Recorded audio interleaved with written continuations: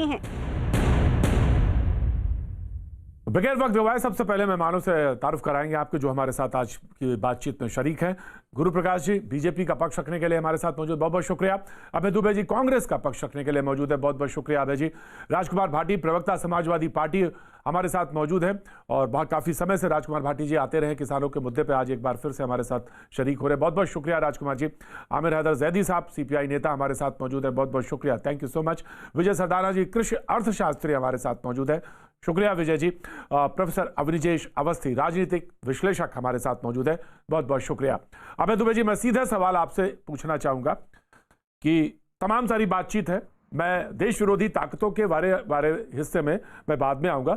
अभय जी मैं सबसे पहले ये आपसे जानना चाहता हूं कि बात बनना चाहती, जब सुप्रीम कोर्ट ने कहा इस बात को कि कमेटी गठित हुई है, उस पर सवाल क्यों है?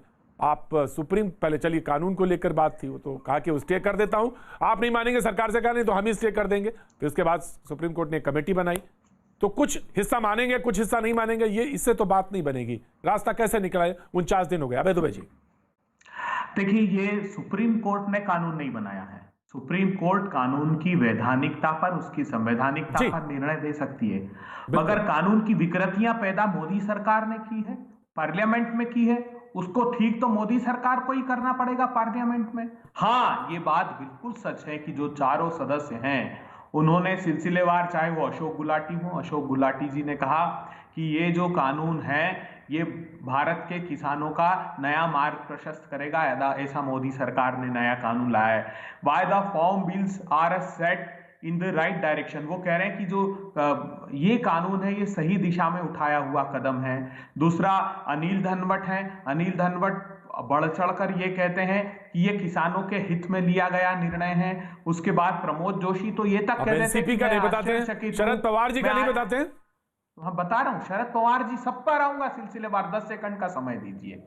आज मैं बड़ा खुलासा करना चाहता हूं, एक जो झूठा शपथ पत्र मोदी सरकार ने सुप्रीम कोर्ट में दिया है। मोदी सरकार ने शपथ पत्र झूठा ये दे दिया अभी 11 जनवरी को कि ये शपथ पत्र हम इसलिए दे रहे हैं सर्वोच्च अदालत में कि ये बार बार दुष्प्रचार किया जा रहा है कि इस कानून को बनाने के पहले स्टेक होल्डर से, अर्थात किसानों से और देश के नागरिकों से बात नहीं की गई, जबकि उन लोगों से विस्तृत चर्चा करने के बाद ये कानून लाया गया है। ये खुलासा इसके 11 और 15 जनवरी 2 आरटीआई डाली गई और पूछा गया सरकार से कि बताइए डिटेल क्या है, किन लोगों से कंसल्टेशन किया गया, किस समय किया गया, उसका आउटकम क्या था। तो उन्होंने कहा कि ऐसा कोई रिकॉर्ड हमारे पास उपलब्ध नहीं है। सुप्रीम कोर्ट में कहते हैं कंसल्टेशन कब हुआ?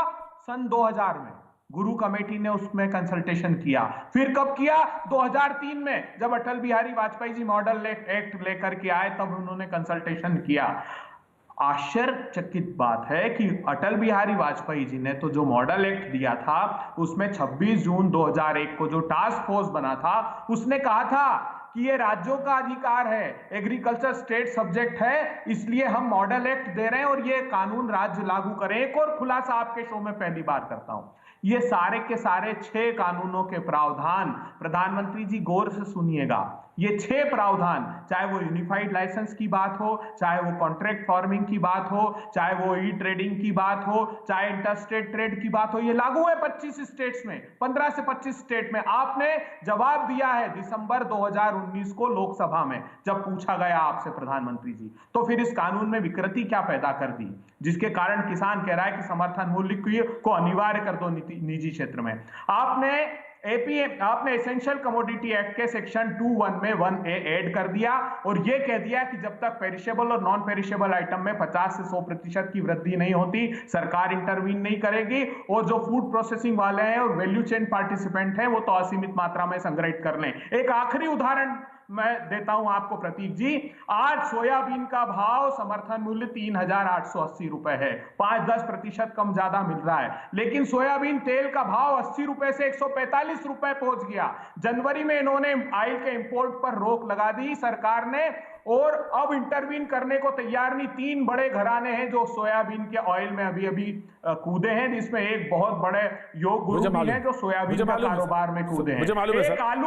एक आलू इंपोर्ट कर लिया 10 लाख मैट्रिक टन विदेशों से, 40 रुपए का बीज किसान आलू का लाया, 12 रुपए में उसको आलू बिक रहा है बाजार में, और इंपोर्ट